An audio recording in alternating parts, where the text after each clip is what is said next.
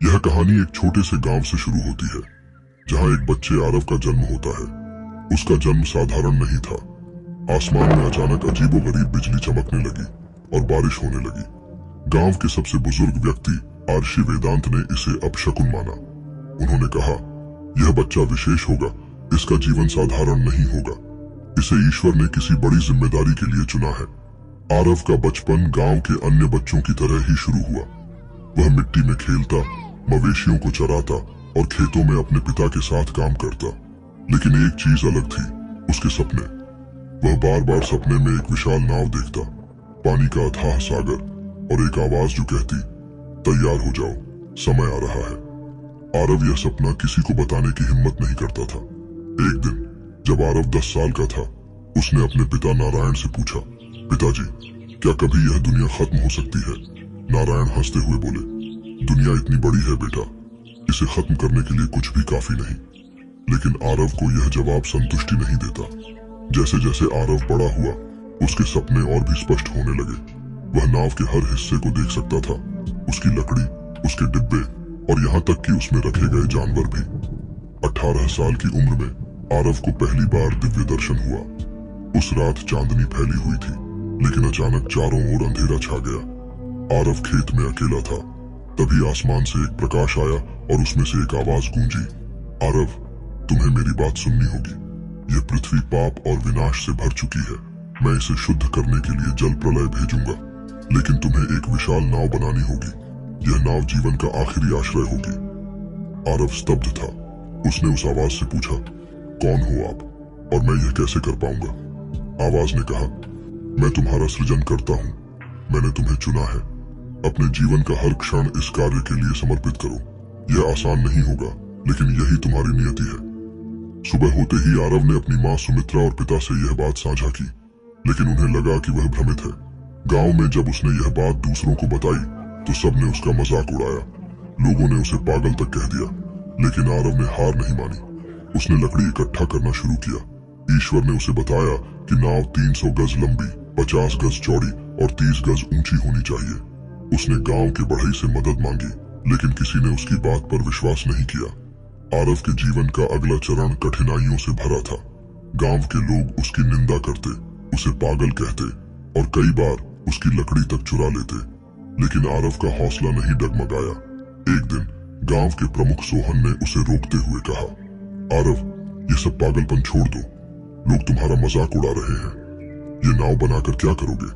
आसमान से पानी बरसेगा और पृथ्वी डूब जाएगी। ये सोच भी कैसे सकते हो? आरव ने शांत स्वर में जवाब दिया, यह मेरा कार्य नहीं, ईश्वर की आज्ञा है। अगर आप मुझे रोकना चाहते हैं तो यह ईश्वर के खिलाफ होगा। आरव का परिवार भी संघर्ष से गुजर रहा था। उसके पिता नारायण ने कई बार उसे समझाने की कोशिश की, लेकिन आरव का संकल्प अडिग था।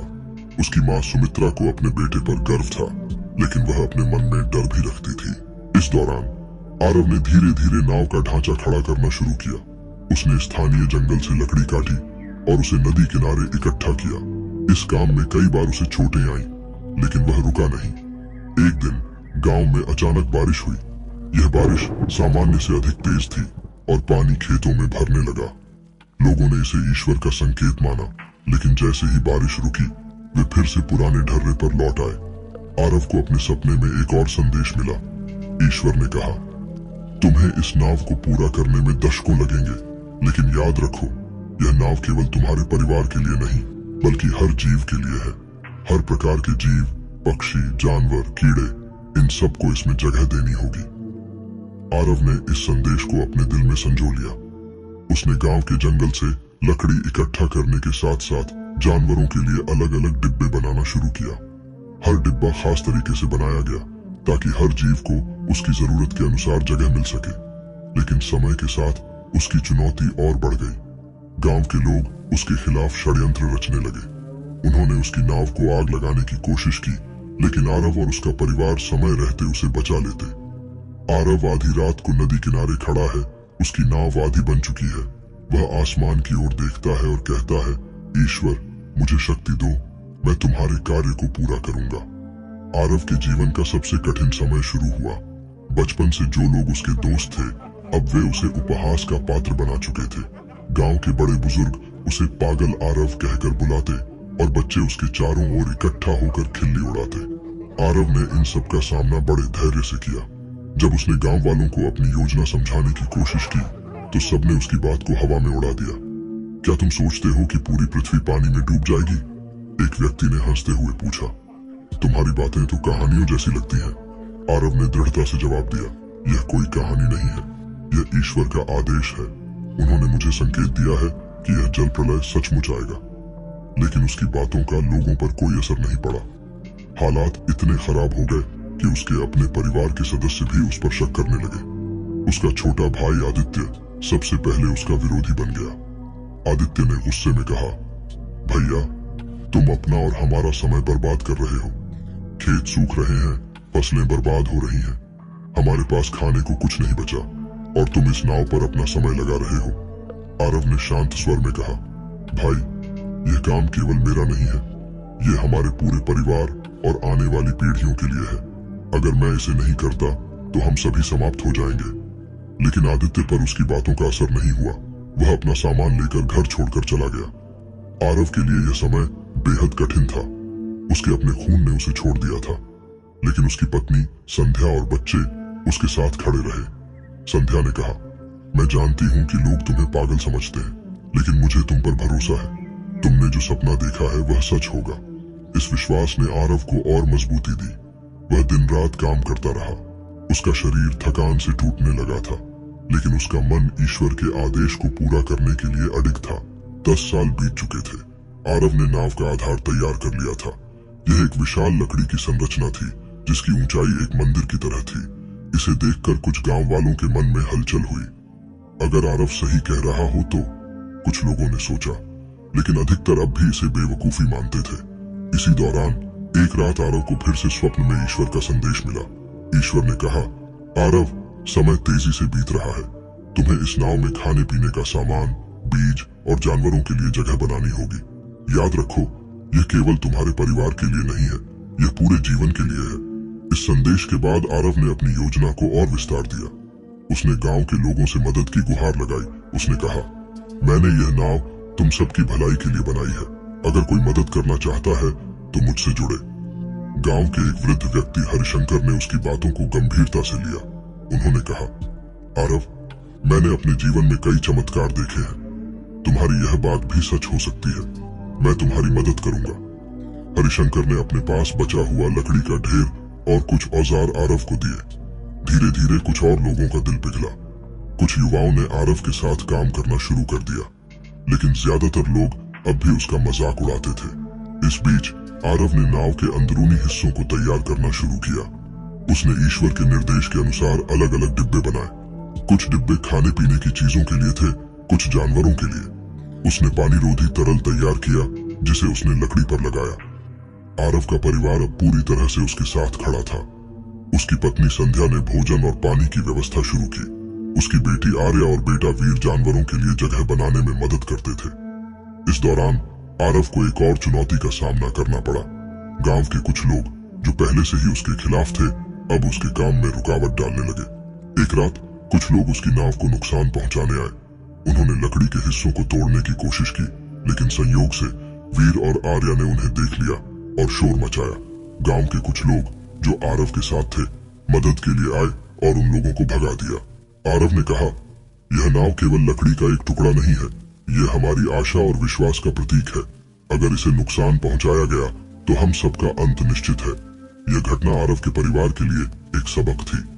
उन्होंने अपनी मेहनत और तेज कर दी। आरव की मेहनत रंग लाने लगी थी। 20 वर्षों की अनथक मेहनत के बाद उसकी विशालकाय नाव अब अंतिम रूप ले चुकी थी। यह कोई साधारण नाव नहीं थी। यह लगभग एक तैरते हुए किले की तरह दिखती थी। इसकी ऊंचाई एक पहाड़ी के बराबर थी और लंबाई इतनी थी कि दूर से इसे देखना भी आश्चर्य पैदा करता। लकड़ी को पानी रोधी करने के लिए उसने सालों तक जो मिश्रण तैयार किया था वह हर तख्ते पर लगा दिया गया। नाव के अंदर खाने पीने की चीजों, बीजों और जानवरों के लिए विशेष कोठरियां बनाई गई थी। गांव वाले जो अब तक आरव को पागल समझते थे, नाव की भव्यता देखकर दंग रह गए। उन्होंने इसे आरव की सनक कहकर मजाक उड़ाया था, लेकिन अब वे इसके सामने चुप खड़े थे। कुछ लोग नाव को करीब से देखने आए और बोले, यह चीज तो सच में एक चमत्कार लगती है, लेकिन क्या यह हमें बचा पाएगी? आरव ने गंभीरता से जवाब दिया, यह केवल एक साधन है। तुम्हें खुद पर और ईश्वर पर भरोसा करना होगा। समय बहुत कम है। इसी दौरान मौसम का मिजाज बदलने लगा। आकाश में काले बादल छाने लगे थे, तेज हवाएं चलने लगी थी। कुछ पुराने लोग कहने लगे शायद सचमुच कुछ अनहोनी होने वाली है, लेकिन अब भी अधिकांश लोग इसे महज संयोग मान रहे थे। आरव और उसके परिवार ने नाव में सामान भरना शुरू कर दिया। अनाज के बोरे, पानी के बड़े बड़े मटके, बीजों के सैकड़ों थैले और औजार, सभी चीजें धीरे धीरे अपनी जगह पर पहुंचाई जाने लगी। एक रात आरव को फिर से सपना आया। इस बार सपना पहले से अधिक स्पष्ट और भयावह था। ईश्वर ने उसे बताया, जल प्रलय का समय करीब है। तुम्हें जल्द से जल्द अपनी नाव को भरना होगा। जानवरों को बुलाओ और उनकी जोड़ी जोड़ियां नाव में जगह दें। सुबह उठते ही आरव ने इस संदेश को परिवार के साथ साझा किया। आर्या ने पूछा, पिताजी, जानवर कैसे आएंगे? हम उन्हें पकड़कर कैसे लाएंगे? आरव ने मुस्कुराते हुए कहा, ईश्वर के आदेश पर सब कुछ होगा। हमें केवल उनकी योजना पर भरोसा करना है। और आश्चर्यजनक रूप से अगले ही दिन जंगल से जानवरों के झुंड नाव की ओर आने लगे। पक्षियों का झुंड आसमान में मंडरा रहा था। हाथी, हिरण, शेर, चीते, बंदर, हर प्रजाति के जानवर जोड़ी जोड़ियों में नाव के पास पहुंच रहे थे। गांव वाले यह नजारा देखकर चकित रह गए। ये क्या हो रहा है?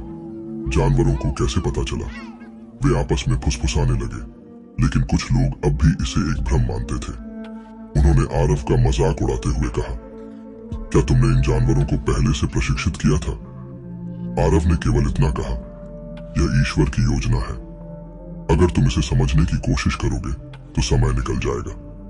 आसमान में काले बादल घने हो चुके थे। हवा अब तेज और ठंडी हो गई थी। बारिश की हल्की बूंदें गिरने लगी थी। गांव में डर का माहौल बनने लगा। कुछ लोग जो अब तक आरव का मजाक बना रहे थे, डर के मारे उसके पास आए। हमें माफ कर दो आरव, हमें नहीं पता था कि तुम सच कह रहे हो। हमें भी अपनी नाव में जगह दो। आरव ने दुखी स्वर में कहा, यह नाव हर किसी के लिए है, लेकिन जगह सीमित है।